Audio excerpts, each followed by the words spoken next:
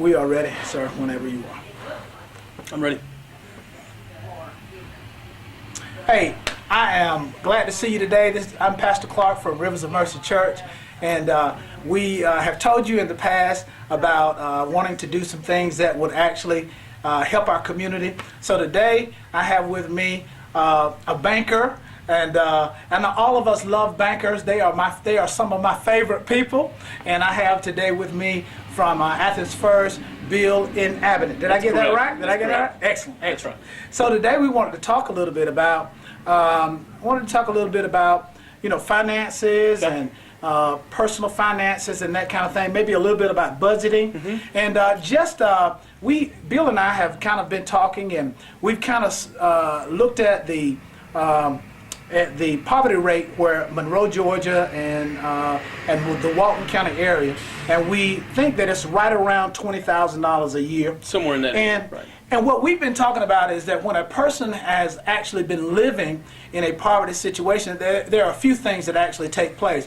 We believe that those things are a result of generational situations that have happened. In other words, there have been several generations that have lived in a poverty situation. We said that the behavior is learned. We said that sometimes it's economical. Sure. And then the last thing we found out was that it was spiritual. Now, one of the things that we wanted to talk about today, because I was talking to Bill, and he was saying that if it is learned, then that means that it can be unlearned. And today we just wanted to kind of talk about a couple of things that we can implement in our lives that would actually help us to be able to change a situation of poverty. Now, I wanted to talk a little bit about budgeting, Bill, okay. And I wanted to ask you this about budgeting. What exactly do you think? What is budgeting? What is budgeting? I think that's the best place to kind of start. Okay, sure. Budgeting, very simple. In simple terms, is just allocating where your money is, where it comes in, and where it goes. Being responsible in where you're spending your money, tracking where you're spending it, so that then, for a couple of reasons, that you can allocate money you shouldn't be spending in some places to better places, and just taking a better control of your finances. And now, what? Let me ask you this: what would be the prerequisite to? Now, if we're going to budget, what would be the prerequisite to actually setting up your budget first? Now, I have a thought about this, and I hope, you hope we're on the same wavelength? Yeah, I hope we're on the same page. Fair right? enough. All right. So what would be a prerequisite to actually writing down your budget? Okay, sure. Obviously, first and foremost, your current situation is your biggest prerequisite.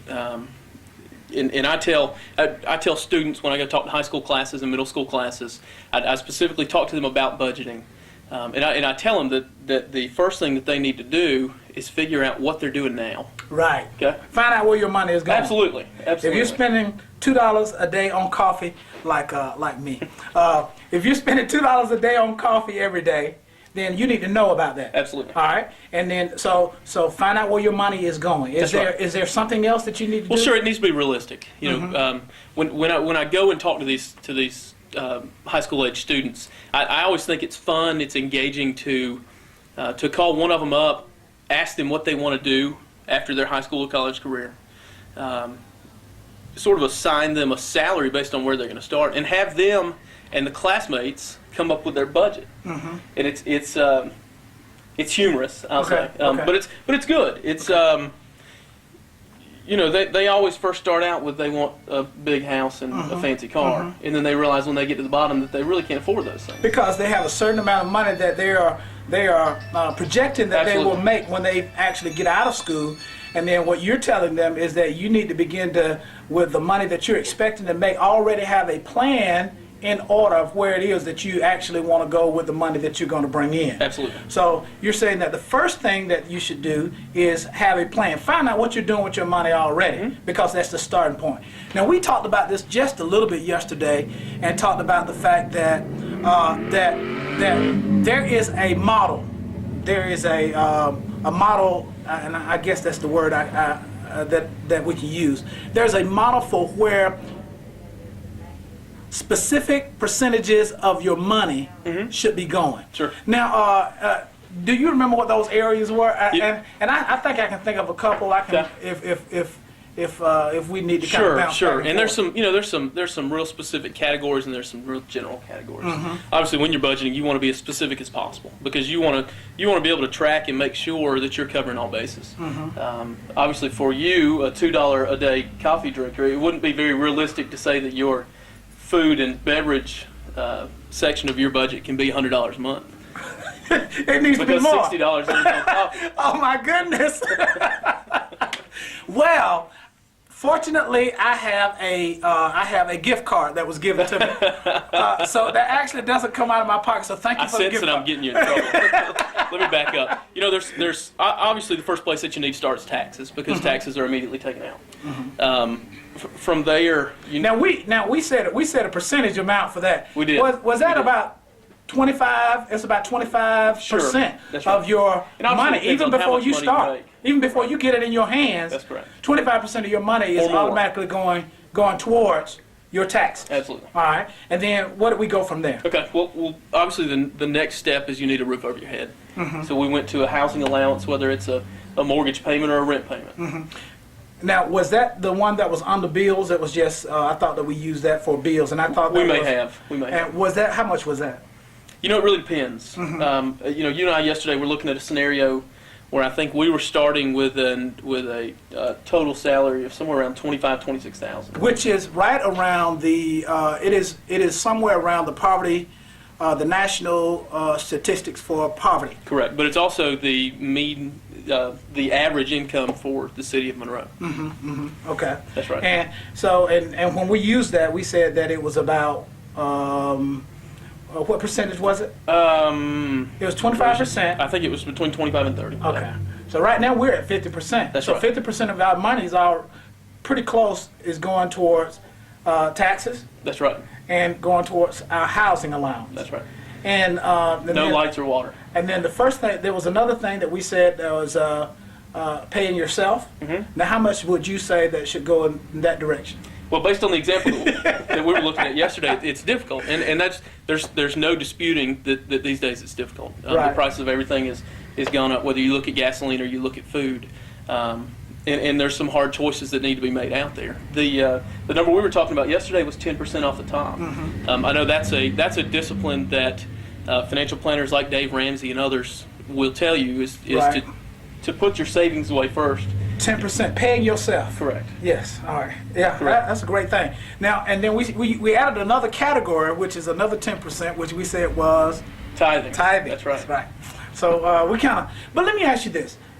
So now, what if we've got a person that actually they've paid all their bills, they've made the necessary payments where their living expenses are concerned, but yet they have no money left over after that. What exactly would you think would be the thing that would actually help them in a situation like that? And the reason I say that is because, I know of people that, they work every day.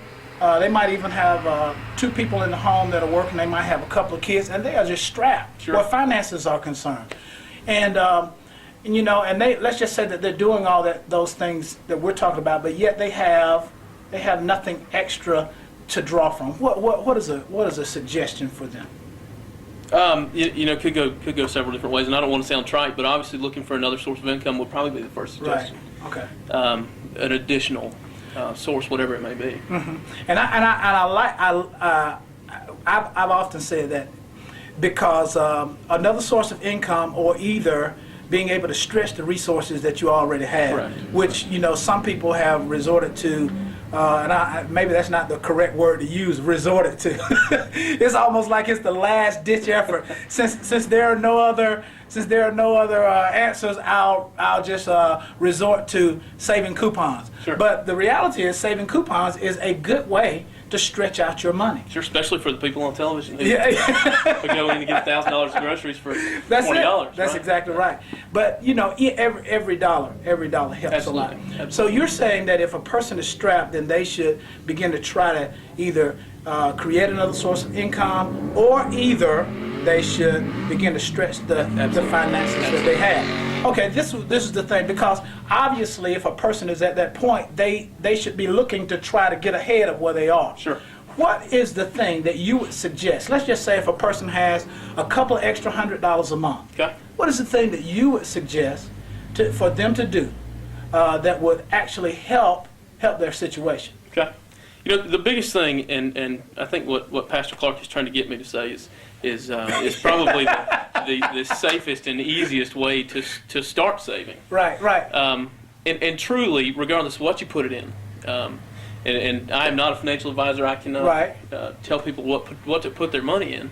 But I can say that the big concept there is just the fact that you are saving, the fact that you are putting something away, Right. that you're distancing yourself from paycheck to paycheck, day to day, Right. that you gain some independence from that. That's the big step. It's interesting that you use that word independence, because a large amount of the lives of people are spent in bondage, and maybe that's not the word to use, but in where they are just captured by Sure. by the bills that they have. Sure. And you're saying that when you begin to save, it begins to separate you from that and gives you a level of independence, freedom. Absolutely. You know, we are a want it right now, pay for it later, country, county, city. That is us as Americans. That's what we are. And the farther you can get away from that, obviously, the better. So you're saying I'm not trying You're to doing a lot of paraphrasing. I'm not trying to put words into your mouth, but you're saying that in order to be able to save, that there has to be some level of discipline and Sure. some level of delayed gratification. Absolutely. Okay. Yes. Absolutely. Well, And it's all about choices. You know, again, whether it's about buying the television now on your credit card, or saving and paying for it once you've come up with enough money. You know, Right. It's all discipline. now Al Roker does look good, as big as I am, but I can understand. You know, the bigger TV, Al Roker's a little bit bigger. You know, so I mean, you know, I understand that people want that, but you're saying that if they can look towards the long term. Right. And there's nothing wrong with wanting those things. Right. Exactly. Quite honestly, the discipline comes in paying. You know, in this situation, paying for them now, saving for them earlier, rather than paying for them now and paying for them, Right. buying now and paying later. Right. Well, now, I know I'm just about out of time, and I want to just kind of wrap this up. What would you say? Just a final thought to somebody that is saying, you know what, 5 years down the road, I want to be right here. What would be something that, you know, what kind of instruction would you give them? Sure. I don't want to say, definitely not counsel or anything like that, because we actually can't control anybody's life. Right. But you know, if you were talking to a friend of yours and you were saying, well, you know, well, I could suggest that you doing this. What suggestion would you give for somebody that's really looking to better their situation? What kind of suggestion would you give them? You know, obviously that individual will be in a good spot already because they're already starting to look ahead. A lot of us do not do that. We may be encumbered with where we are right now, and we may not be willing to look ahead. I think that's the first step. Second step is what we talked about earlier. If you can come up with an honest, a realistic, but yet a disciplined budget, figure in a way to squeeze a little bit of savings into it, so that the point that you're looking at down the road really becomes attainable. I think that's 90% of the game. And then over a period of time, Absolutely. over a period of time, they can begin to look at other areas, maybe to put Sure. savings and that kind of thing, so that their money can actually grow. Absolutely. Absolutely. And I think those are great things. Listen, one of the things that we wanted to make sure that you know as we get ready to leave here today is that no matter what situation it is that you're in, where your finances are concerned, or where your family is concerned, you're not in a situation that is without answers. That there are answers for you, that your life can still change, that your life can still better. You can still have the American dream. That's right. A little house That's with a right. picket fence, you Absolutely. know, 3.2 kids and 2 cars in the driveway. You can still have that. And it just takes planning. It takes some discipline. It takes you having a certain amount of tenacity, and you can reach your dreams.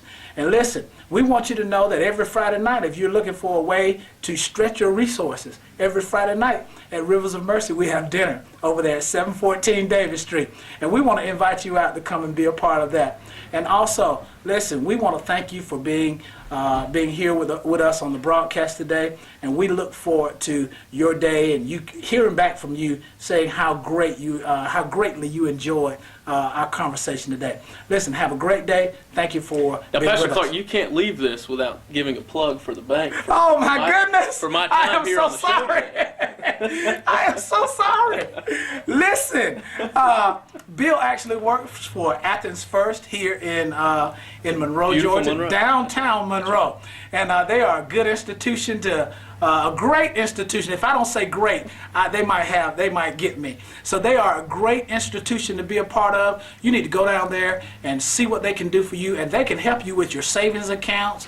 They can help you with looking forward and investments and all those kinds of things. So go over there and talk to them and let them help you change your life. There you go. Thank you, man. That was great. We ought to do this again. We should. Have a great day, everyone. Thanks, guys.